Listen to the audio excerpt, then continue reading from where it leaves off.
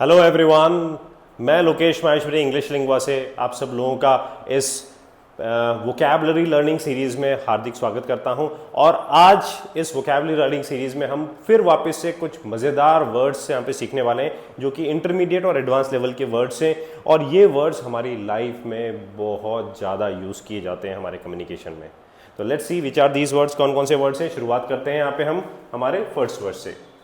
First word है हमारा that is सुझाव देना। Now what do you mean bye सुझाव देना?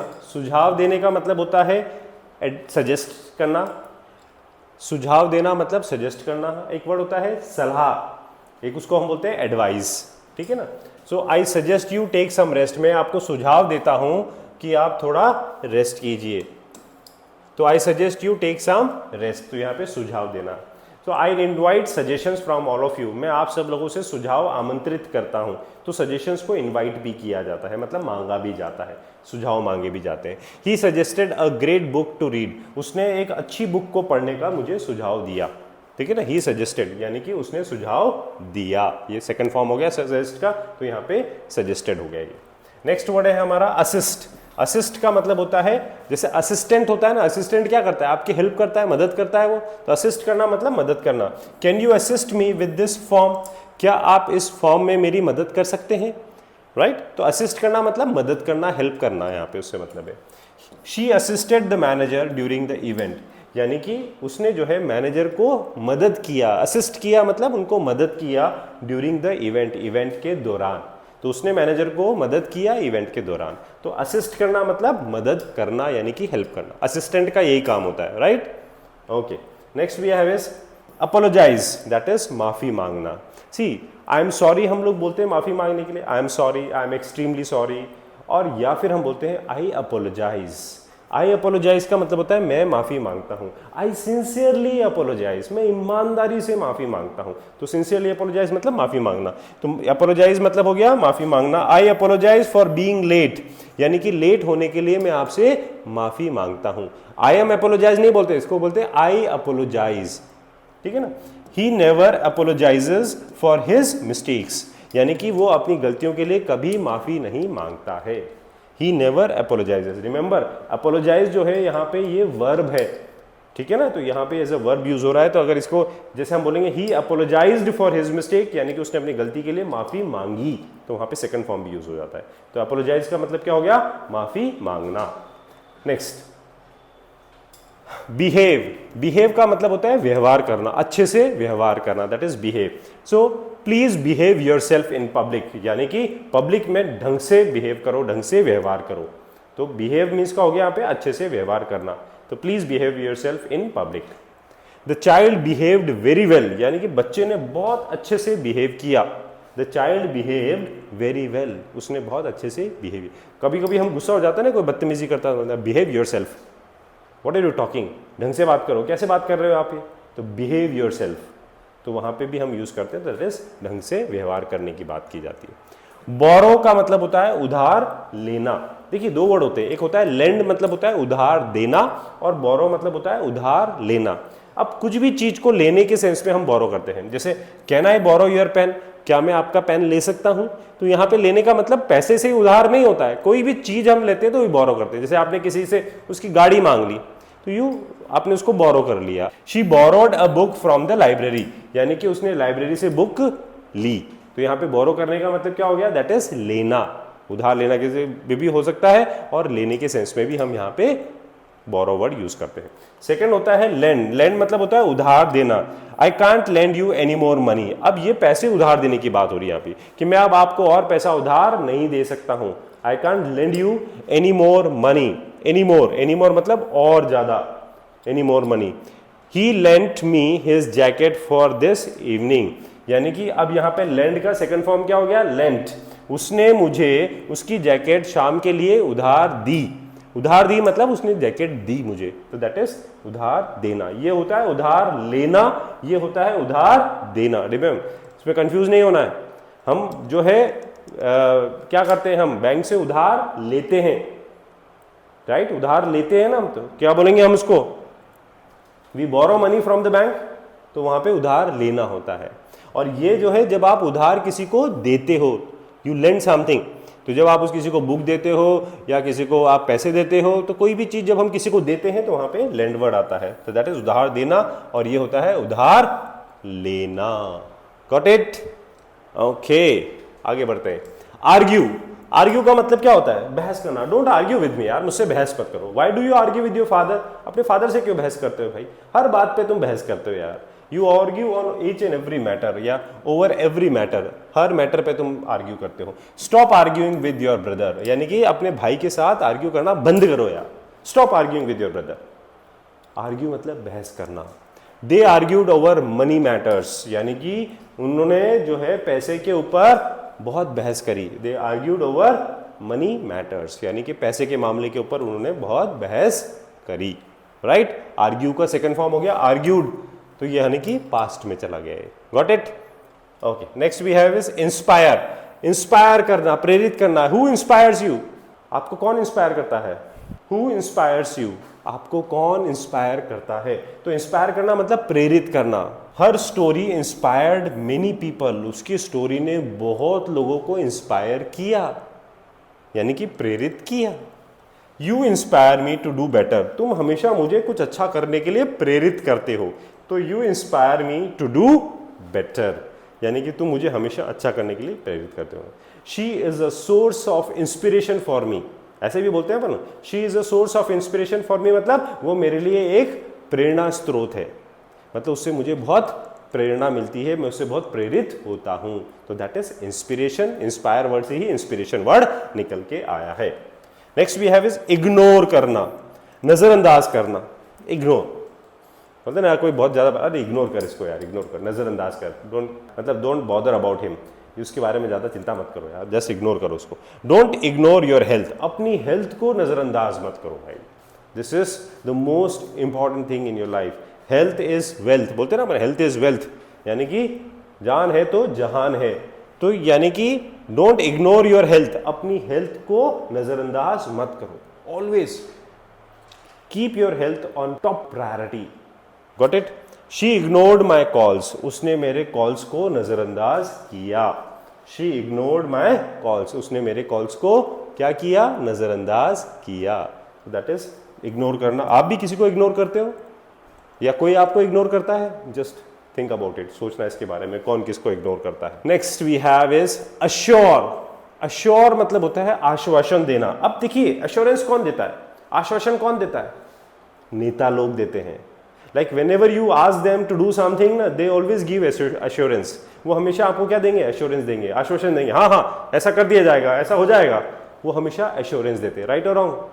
That is assurance. एक वर्ड होता है एंश्योर। एंश्योर का मतलब क्या होता है? What do you mean by ensure? सुनिश्चित करना, सुनिश्चित करना कोई भी चीज हो। Ensure that this work gets done on time, यानी कि ये सुनिश्चित कर लेना कि ये समय पर काम पूरा हो जाए। तो इंश्योर करना, सुनिश्चित करना। Ensure that your work gets complete by Monday, ये इंश्योर कर लेना, सुनिश्चित करना कि आपका काम जो है मंडे तक पूरा हो जाए। तो इंश्योर करना मतलब सुनिश्चित करना। ये है अश्योर करना, आश्वासन देना कोई भी चीज को, भाई यार ये करवाना है, अरे हो जाएगा हो जाएगा, आश्वासन दे रहे हो आप उस चीज को। जैसे आई एश्योर यू, यानी कि मैं आपको आश्वासन देता हूं, एवरीथिंग विल बी फाइन, सब ठीक हो जाएगा भाई।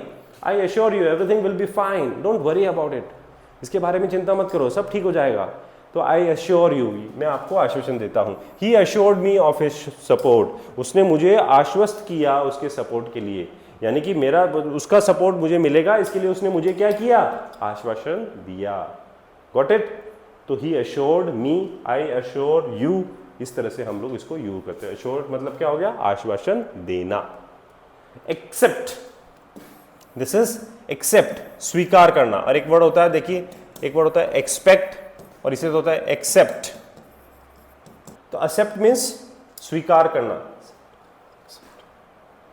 प्लीज एक्सेप्ट माई अपॉलॉजी, यानी कि मेरी माफी को स्वीकार कीजिए। Please accept my apology. She accepted the award with pride, उसने बहुत गर्व के साथ अवार्ड को जो है स्वीकार किया। Got it? अब ये जो दो वर्ड मैंने आपको बताया, एक्सपेक्ट करना और एक्सेप्ट करना, तो दिस इज एक्सपेक्ट करना मतलब उम्मीद करना, इसका मतलब होता है उम्मीद करना। एक्सपेक्टेशंस होती है ना हमारी, जैसे मुझे आपसे बहुत एक्सपेक्टेशंस है, यानी कि मुझे आपसे बहुत उम्मीदें हैं। ये होता है एक्सेप्ट, इसका मतलब होता है के अलावा, इसके अलावा, except. Nobody came in the class except Ram, यानी कि राम के अलावा और कोई भी क्लास में नहीं आया। ठीक है, तो एक्सेप्ट मतलब इस चीज के अलावा, दैट इज एक्सेप्ट। ये है हमारा एक्सेप्ट, यानी कि किसी भी चीज को स्वीकार करना।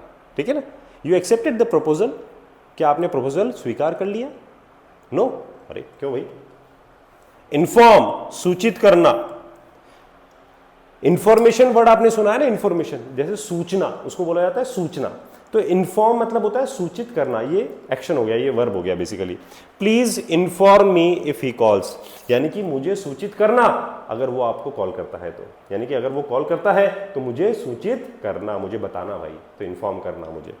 आई was informed about the delay, यानी कि देरी के बारे में मुझे बताया गया, मुझे सूचित किया गया। ये पैसिव सेंटेंस है। आई वॉज इन्फॉर्म्ड यानी कि मुझे सूचित किया गया देरी के बारे में, अबाउट द डिले, तो that is I was informed about the delay, right. तो इन्फॉर्म करना मतलब सूचित करना। Next we have is prevent. Prevent का मतलब होता है रोकना, ना, एक सेंटेंस होता है बहुत ही, prevention is better than cure, यानी कि बचाव ही उपचार है। तो prevention is better than cure. तो प्रिवेंट मतलब क्या होता है? रोकना या बचाव करना, दोनों मतलब होते हैं, रोकना या बचाव करना। Drink water to prevent dehydration, यानी कि डिहाइड्रेशन होने से रोकने के लिए हमें बहुत सारा पानी पीना चाहिए। Like summer season you should drink enough water to keep yourself hydrated, अपने आप को हाइड्रेटेड रखने के लिए हमें एनफ, पर्याप्त मात्रा में पानी पीना चाहिए। तो drink enough water to prevent dehydration, यानी कि इनफ, पर्याप्त पानी पीजिए अपने आप को हाइड्रेटेड रखने के लिए। This will prevent future problems, ये हमारी भविष्य की प्रॉब्लम्स को रोकेगा। तो वहां पे रोकने से सेंस में आ रहा है, प्रिवेंट का मतलब क्या हो गया आपका? दैट इज रोकना। This will prevent our future problems. Got it? Okay, so next we have is react. React का मतलब क्या होता है? प्रतिक्रिया देना। How did he react to the news? How did he react to the news? उसने news से पे कैसे रिएक्ट किया, यानी कि जो न्यूज आई उस पर कैसे रिएक्ट किया। अब प्रतिक्रिया दो चीजें होती है, देखिए, एक होता है रिएक्ट करना, एक होता है रिस्पॉन्ड करना। कोई भी चीज जब हमारे साथ होती है और हम तुरंत उसका जवाब देते हैं तो दैट इज रिएक्शन, उसका तो रिएक्शन होता है। और उसका में अगर हम कुछ समय लेके उसका जवाब देते हैं तो उसको बोलते हैं हम रिस्पॉन्स। Got it? तो आप रिएक्ट करते हो या रिस्पॉन्ड करते हो, ये आप मुझे बताइएगा, कमेंट में जरूर से लिखिएगा कि आप रिएक्ट करते हो या रिस्पॉन्ड करते हो। शी रिएक्टेड कामली, उसने बहुत शांति से रिएक्ट किया। ठीक है ना, जनरली रिएक्शन कामली नहीं होता है, रिएक्शन हमेशा इंस्टेंटली होता है, इमीडिएटली होता है, तो वो हमेशा एग्रेसिव ही रहता है। आपसे किसी ने कुछ बोल दिया और आपने फटाफट से उसका जवाब दे दिया तो दैट इज रिएक्शन। लेकिन जब आपने सोच समझ के उसका जवाब दिया तो that is your response, right? Okay. Reply, जवाब देना। He didn't reply to my message, उसने मेरे मैसेज का रिप्लाई नहीं किया। हम लोग यूज करते हैं ना, ईमेल्स में करते हैं, मैसेज में रिप्लाई करना, यार मुझे ईमेल का रिप्लाई नहीं आया, मैंने आपको रिप्लाई किया था आपने देखा नहीं। तो रिप्लाई मतलब होता है जवाब देना। Please reply to my email soon, आप मेरी ईमेल का जल्दी जवाब देना। Got it? तो रिप्लाई मतलब जवाब देना।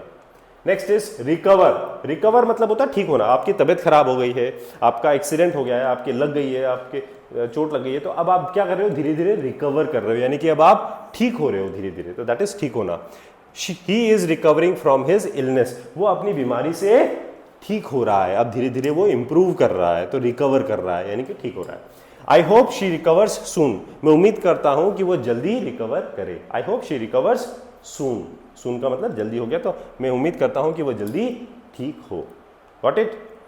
Next we have is maintain. Maintain का मतलब होता है बना के रखना कोई भी चीज को। जैसे आप अपनी हेल्थ को मेंटेन करते हो, राइट? आप अपने घर को मेंटेन करके रखते हो, आप अपनी गाड़ी को मेंटेन करके रखते हो, अपनी हर चीज को, कोई भी चीज को बनाए रखने के लिए मेंटेन किया था। It's important to maintain a healthy lifestyle, यानी कि एक अच्छी, हेल्दी मतलब स्वस्थ लाइफस्टाइल को मेंटेन करने के लिए, sorry, it's important to maintain a healthy lifestyle मतलब ये बहुत जरूरी है, एक अच्छी हेल्दी लाइफस्टाइल मेंटेन करना, ये बहुत जरूरी है, it's important. Got it? He maintained a काम एटीट्यूड, यानी कि उसने जो है एक शांत एटीट्यूड जो है वो बनाए रखा। तो मेंटेन करने का मतलब क्या हो गया, बनाए रखा, ठीक है ना, दैट इज मेंटेन, बनाए रखना। अरेंज मतलब होता है व्यवस्था करना, अरेंजमेंट्स करते हैं ना, जैसे हमने एक वर्ड पढ़ा था आपको याद हो तो मैनेज, मैनेज कौन करता है, मैनेजर जो है चीजों को मैनेज करता है, व्यवस्था करता है, वो मैनेज करने का मतलब व्यवस्था करना। अरेंज का मतलब भी व्यवस्था करना ही होता है, मैनेज करना और अरेंज करने का मतलब व्यवस्था करना होता है। I will arrange a taxi for you means मैं आपके लिए टैक्सी की व्यवस्था करता हूं, या I will arrange a taxi for you means मैं आपके लिए टैक्सी की व्यवस्था करूंगा, फ्यूचर का एक्शन हो गया। I will arrange a taxi for you. They arranged the chairs neatly, या उन्होंने जो है बिल्कुल सफाई से सारी चेयर्स जो है ना उसकी व्यवस्था कर दी, मतलब जमा दी सब papers. They arranged the chairs neatly, बहुत ही सफाई से सारी चेयर्स उन्होंने जमा दी। तो समझ में आ गया आपको? तो मैनेज करना या अरेंज करना दोनों का मतलब क्या होता है, व्यवस्था करना, जमाना, दैट इज अरेंजमेंट, ठीक है, ओके। नेक्स्ट इज अनाउंस, घोषणा करना। दे अनाउंस्ड द रिजल्ट यस्टरडे, उन्होंने कल रिजल्ट का घोषणा करी, मतलब अनाउंस किया। The manager announced a new policy, manager ने जो है नई पॉलिसी अनाउंस करी, यानी द रिजल्ट अनाउंस किया गया, इलेक्शन का रिजल्ट किया गया, आपके स्कूल का रिजल्ट अनाउंस किया गया, गेम्स के रिजल्ट्स डिक्लेयर किए गए। तो अनाउंस करना मतलब घोषणा करना, गॉट इट? तो अनाउंस का मतलब हो गया घोषणा करना। नेक्स्ट सेंटेंस, नेक्स्ट वर्ड है हमारे पास डिसएग्री करना। ये एग्री का अपोजिट होता है। एग्री मतलब होता है सहमत होना, और डिसएग्री मतलब असहमत होना, किसी से राजी नहीं होना, सहमत नहीं होना। तो I disagree with your opinion, मैं आपके विचार से असहमत हूं, मतलब मैं उससे सहमत नहीं हूं, तो I disagree with your opinion. They disagreed on many top points, यानी कि वे बहुत सारे पॉइंट्स पे जो है असहमत रहे, मतलब सहमत नहीं हुए, got it? So they disagreed on many points, वो बहुत सारे पॉइंट्स पे असहमत हुए, यानी कि एग्री नहीं हुए, got it? Okay. Next is imagine. देखिए दो वर्ड होते हैं, एक होता है रियलिटी और एक होता है इमेजिनरी। रियलिटी मतलब जो रियल में होता है, जो वास्तविकता में होता है। इमेजिनरी मतलब जो कल्पना में होता है। तो इमेजिन मतलब होता है कल्पना करना। Can you imagine living on Mars, क्या आप कल्पना कर सकते हो मार्स पे रहने के लिए? मार्स पे रहे हम लोग, ऐसी कल्पना आप कर सकते हो क्या? कैन यू इमेजिन, ऐसी कल्पना कर सकते हो क्या? नोबडी कैन इमेजिन, कोई नहीं कर सकता। I imagined myself as a successful speaker, यानी कि अब मैंने कल्पना की, आई इमेजिन्ड माई सेल्फ, मैंने खुद के लिए कल्पना की एज अ सक्सेसफुल स्पीकर, एक सफल स्पीकर की तरह मैंने अपने आप के लिए एक कल्पना की। तो इमेजिन करना।